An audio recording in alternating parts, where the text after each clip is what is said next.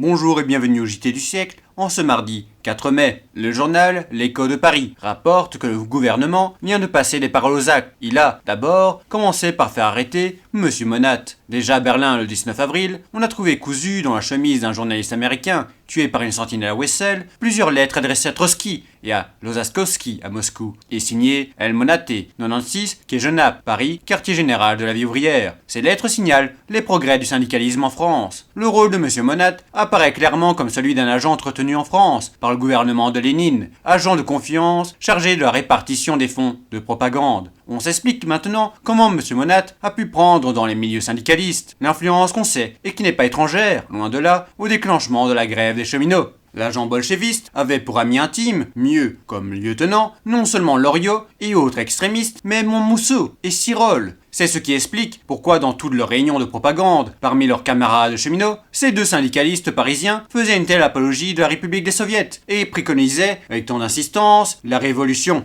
Ils appelaient à la révolution pour arriver au pouvoir, à la désorganisation du pays, à entraver la production par tous les moyens.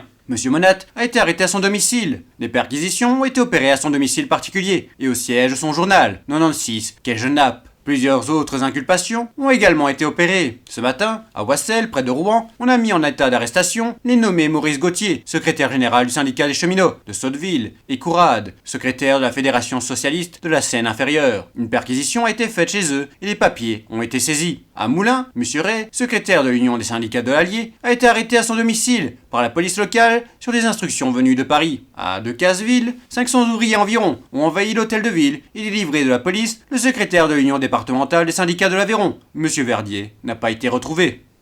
C'est le JT du siècle, l'info de notre histoire.